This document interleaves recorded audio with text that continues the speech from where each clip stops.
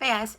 So, the downfall of talking about missing persons cases, which I've followed a whole, like, what, 2 videos on? They're real people.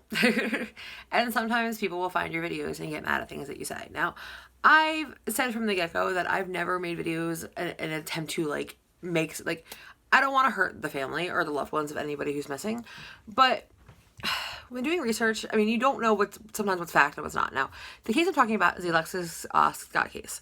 Now, there isn't much info on this case. There literally is there's an NBC News article which was pretty much crap. It pretty much said the video that she went to the party at 9 a.m. even though she went there at like 4:30 the next day. The other ones were two forums. One was Web Sleuths, which is usually truthful, but not always. And the other one is called Lipstick Alley, which I've never even heard of before, but I even said in the video, which, you have to sort of like, which might be true, might not be. It seems true, but who knows? Now, in the video, I did say something about her, she was in a bad place because she broke up with her long-term boyfriend of the baby daddy, her baby daddy, all that wonderful stuff, because he was abusive. Now, I also said that my mistake was, I said that with the rest of the story and then said it a second time and said that I learned this off of a forum, so it may not be true. And he found the video, of course. And, of course, is understandably not very happy with some things that I said. Oddly enough, he's not very happy with 2 points that I made. One saying that, I said that her son is Tevin Jr. and I said, oh, wait a minute, checked my notes and said, oh, no, it's Tevin. It's Tevin Jr. So he's mad that I said it was Tevin instead of Tevin Jr. And I was like, okay. And the other sort of just like basically saying it wasn't my business and blah, blah, blah. He didn't really say, he just said that he broke up with her because, they were fighting a lot and blah, blah, blah. Okay. Here's the thing. Okay. Are we missing the big picture here? The big point is, if someone's that mad about like something I'm saying, I mean, I never go out to make a point to like hurt someone's feelings or like say something rude, but like some things, are said because what I'm reading is what I can find out about this case that has no information whatsoever.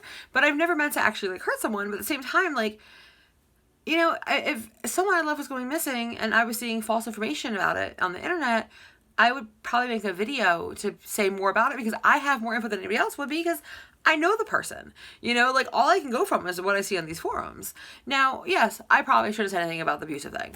Now, I have no idea if he was abusive. He didn't seem too upset about the abusive thing. He said that they just broke up because they were, fighting. Whatever. It doesn't matter. Now, there's a lot of things where places that could be coming from. It could be coming from a place of him just being really sad and hurt and, depressed and just broken from the fact that this girl's missing, that he's going to be lashing out at anything that he sees that is not, glowing of anyone. Or it could be because, he's just mad because there's a rumor on the internet. But I hate to be that person, but it's the internet. I mean, damn, like there's rumors everywhere. Like, I don't know, I feel bad because I definitely don't want to hurt anybody's feelings. I mean, as for the junior thing, like, I'm not going to even like, I said to have junior, like, anyway.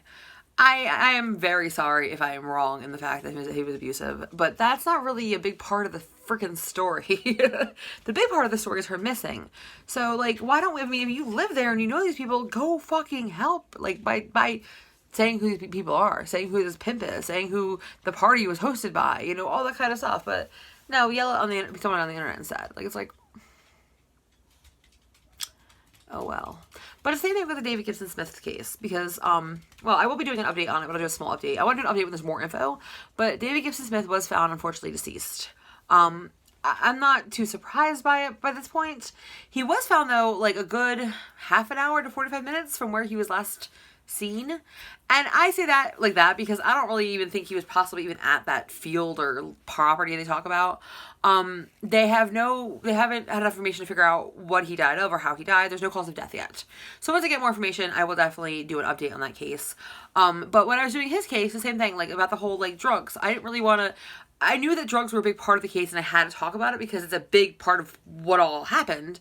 But at the same time, like, I know that it was going to, possibly hurt his mother and father because they were trying so hard to get that out of the spotlight. And I understand why, because people don't talk about anyone who has a drug problem or what have you.